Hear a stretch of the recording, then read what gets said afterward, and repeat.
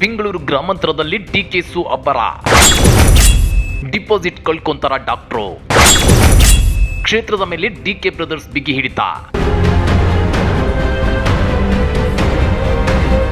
ಬೆಂಗಳೂರು ಗ್ರಾಮಾಂತರ ಬಂಡೆ ಬ್ರದರ್ಸ್ ಭದ್ರಕೋಟೆ.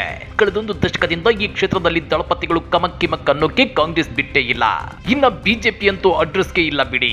ಪರಿಸ್ಥಿತಿ ಹೀಗಿದ್ರು ಖ್ಯಾತ ಹೃದ್ರೋಗ ತಜ್ಞ ಡಾಕ್ಟರ್ ಸಿಎನ್ ಮಂಜುನಾಥ್ ಅವರನ್ನ ಕಮಲದಳ ಪಕ್ಷಗಳು ಇಲ್ಲಿ ತಂದು ನಿಲ್ಲಿಸಿದ್ದಕ್ಕೆ ಘಟಾನುಘಟಿ ನಾಯಕರೇ ಏನು ಮಾಡಲಾಗದ ಸಂದರ್ಭದಲ್ಲಿ ಪಾಪ ಡಾಕ್ಟರ್ ಸಿಎನ್ ಮಂಜುನಾಥ್ ಅವರು ಡಿಕೆ ಸುರೇಶ್ ಅವರನ್ನ ಮಣಿಸೋದಕ್ಕೆ ಸಾಧ್ಯವಾಗುತ್ತಾ? ಹಾಗಾದ್ರೆ ಬೆಂಗಳೂರು ಗ್ರಾಮಾಂತರ ಲೋಕಸಭಾ ಕ್ಷೇತ್ರದಲ್ಲಿ ಡಿಪಾಸಿಟ್ ಕಳ್ಕೊಂತಾರ ಡಾಕ್ಟ್ರು. ಈ ಕ್ಷೇತ್ರದ ಮೇಲೆ ಡಿಕೆ ಬ್ರದರ್ಸ್ ಬಿಗಿ ಹಿಡಿತ ಹೇಗಿದೆ ಗೊತ್ತಾ? ಅದನ್ನ ಡೀಟೇಲ್ ಆಗಿ ತೋರಿಸ್ತೀವಿ. ಆದ್ರೆ ಅದಕ್ಕಿಂತ ಮೊದಲು ನಮ್ಮ ಚಾನೆಲ್ ಅನ್ನು ಸಬ್ಸ್ಕ್ರೈಬ್ ಮಾಡ್ಕೊಳ್ಳಿ, ಹಾಗೇನೆ ಪಕ್ಕದಲ್ಲಿರೋ ಬೆಲ್ ಬಟನ್ ಅನ್ನು ಪ್ರೆಸ್ ಮಾಡಿ. ರಾಜಕಾರಣಕ್ಕೂ ಸಾಮಾನ್ಯ ಜೀವನಕ್ಕೂ ಅಜಗಜಾಂತರ ವ್ಯತ್ಯಾಸವಿದೆ. ಚುನಾವಣೆಗೆ ಮೊದಲ ಸಲ ಸ್ಪರ್ಧಿಸುವವರಿಗೆ ಜನ ಕೂಗೋ ಜೈಕಾರ, ತೋರಿಸೋ ಹುಸಿ ಪ್ರೀತಿಯನ್ನ ಜಡ್ಜ್ ಮಾಡೋದಕ್ಕೆ ಬರೋದೇ ಇಲ್ಲ. ಹೋದ ಕಡೆ ಬಂದ ಕಡೆಯಲ್ಲೆಲ್ಲ ಜನ ಕಿಕ್ಕಿರಿದು ಸೇರ್ತಾರೆ ಅಥವಾ ರಾಜಕೀಯ ಪಕ್ಷಗಳು ದುಡ್ಡು ಕೊಟ್ಟು ಸೇರಿಸ್ತವೆ. ಇದೇ ರೀತಿ ಸಿನಿಮಾ ಸ್ಟಾರ್ಗಳು ಬಂದಾಗ್ಲೂ ಜನಸ್ತೋಮ ಸೇರೋದು ಕಾಮನ್ ಆಗಿದೆ. ಆದ್ರೆ ಚುನಾವಣೆಯೇ ಬೇರೆ, ಸಿನಿಮಾನೇ ಬೇರೆ. ಕೇಕೆ ಶಿಳ್ಳೆ ಹಾಕೋ ಜನರೆಲ್ಲ ತಮಗೆ ವೋಟ್ ಹಾಕ್ತಾರೆ ಅಂತ ಭಾವಿಸೋದು ತಪ್ಪು ಕಲ್ಪನೆ. ಸದ್ಯ ಬೆಂಗಳೂರು ಗ್ರಾಮಾಂತರ ಬಿಜೆಪಿ ಅಭ್ಯರ್ಥಿ ಡಾಕ್ಟರ್ ಸಿಎನ್ ಮಂಜುನಾಥ್ ಅವರು ಕೂಡ ಇಂಥ ಒಂದು ತಪ್ಪು ಗ್ರಹಿಕೆಯಲ್ಲಿದ್ದಾರಾ ಅನ್ನೋ ಅನುಮಾನ ಹುಟ್ಟುಕೊಂಡಿದೆ. ಯಾಕಂದ್ರೆ ಡಾಕ್ಟರ್ ಸಿಎನ್ ಮಂಜುನಾಥ್ ಅವರು ಎಲ್ಲೇ ಹೋದ್ರೂ ಜನ ಅತ್ಯಂತ ಪ್ರೀತಿಯಿಂದ ಬರಮಾಡಿಕೊಳ್ತಿದ್ದಾರೆ. ಇದನ್ನ ಕಂಡು ಡಾಕ್ಟರ್ ಸಿಎನ್ ಮಂಜುನಾಥ್ ಅವರು ತಾವು ಇಲ್ಲಿಂದ ಗೆಲ್ಲೋದು ಗ್ಯಾರಂಟಿ ಅಂತ ಅಂದ್ಕೊಂಡಿದ್ದಾರೆ. ಕೆಲ ಮಾಧ್ಯಮಗಳು ಕೂಡ ಇಲ್ಲಿ ಹೈ ವೋಲ್ಟೇಜ್ ಸ್ಪರ್ಧೆ ನಡೆಯುತ್ತಿದೆ ಅಂತೇಳಿ ಬಿಂಬಿಸುತ್ತಿವೆ. ಆದ್ರೆ ಗ್ರೌಂಡ್ ರಿಪೋರ್ಟ್ ಬೇರೆನೇ ಇದೆ. ಕ್ಷೇತ್ರದ ಮೇಲೆ ಡಿಕೆ ಬ್ರದರ್ಸ್ ಬಿಗಿ ಹಿಡಿತ ಇನ್ನೂ ಕಡಿಮೆಯಾಗಿಲ್ಲ. ನಿಮ್ಗೆ ಗೊತ್ತಿರಲಿ, ಡಾಕ್ಟರ್ ಸಿಎನ್ ಮಂಜುನಾಥ್ ಅವರು ಜೆಡಿಎಸ್ ವರಿಷ್ಠ ಎಚ್ ಡಿ ದೇವೇಗೌಡರ ಅಳಿಯ, ಜೊತೆಗೆ ಖ್ಯಾತ ಹೃದ್ರೋಗ ತಜ್ಞ. ಇದೇ ಮೊದಲ ಬಾರಿಗೆ ರಾಜಕಾರಣಕ್ಕೆ ಎಂಟ್ರಿ ಕೊಟ್ಟಿರೋದ್ರಿಂದ ಕಳಂಕರಹಿತ ಕ್ಲೀನ್ ಇಮೇಜ್ ಹೊಂದಿರೋ ವ್ಯಕ್ತಿ ಅನ್ನೋ ಮಾತಿದೆ. ಎಲ್ಲಕ್ಕಿಂತ ಮುಖ್ಯವಾಗಿ ಇವರ ಅತಿ ದೊಡ್ಡ ಸ್ಟ್ರೆಂತ್ ಅಂದ್ರೆ ಅದು ಪ್ರಧಾನಿ ಮೋದಿ ಅಲೆಯಲ್ಲಿ ಗೆಲ್ಲಬಹುದು ಅನ್ನೋದು. ಆದ್ರೆ 2019ರಲ್ಲಿ ಇಡೀ ರಾಜ್ಯದಲ್ಲಿ ಮೋದಿ ಅಲೆ ಇತ್ತಲ್ವಾ? ಅಂತ ಟೈಮಲ್ಲಿ ರಾಜ್ಯದಲ್ಲಿ 28 ಲೋಕಸಭಾ ಕ್ಷೇತ್ರಗಳ ಪೈಕಿ 25ರಲ್ಲೂ ಬಿಜೆಪಿ ಗೆದ್ದಿತ್ತು. ಹಾಗಾದ್ರೆ ಬೆಂಗಳೂರು ಗ್ರಾಮಾಂತರದಲ್ಲಿ ಆಗ ಅದ್ಯಾಕೆ ಮೋದಿ ಅಲೆ ವರ್ಕೌಟ್ ಆಗಿರ್ಲಿಲ್ಲ?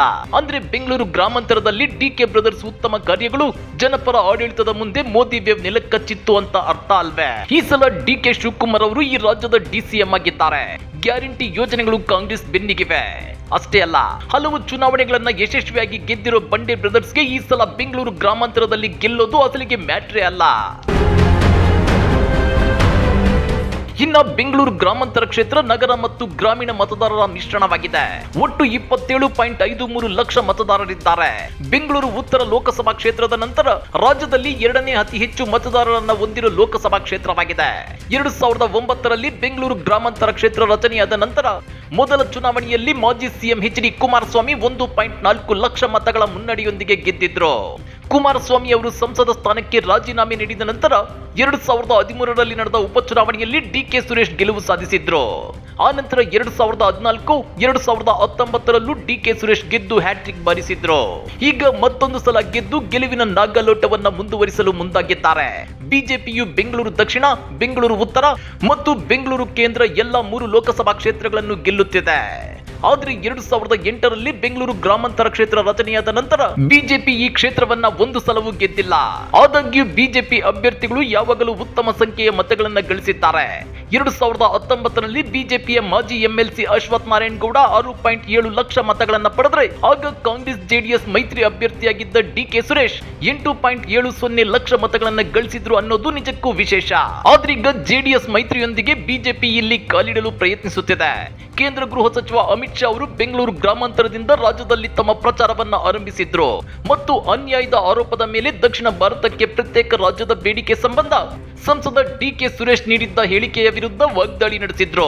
ಇತ್ತ ಡಾಕ್ಟರ್ ಸಿಎನ್ ಮಂಜುನಾಥ್ ಅವರು ಬೆಂಗಳೂರಿನ ಜಯದೇವ ಹೃದ್ರೋಗ ವಿಜ್ಞಾನ ಮತ್ತು ಸಂಶೋಧನಾ ಸಂಸ್ಥೆಯಲ್ಲಿ ದೀರ್ಘಕಾಲ ಸೇವೆ ಸಲ್ಲಿಸಿದ ನಿರ್ದೇಶಕರಾಗಿದ್ದಾರೆ. ಇವರನ್ನ ವೈಟ್ ಕಲರ್ ಅಭ್ಯರ್ಥಿ ಅಂತ ಬಿಂಬಿಸುತ್ತಿದ್ದಾರೆ.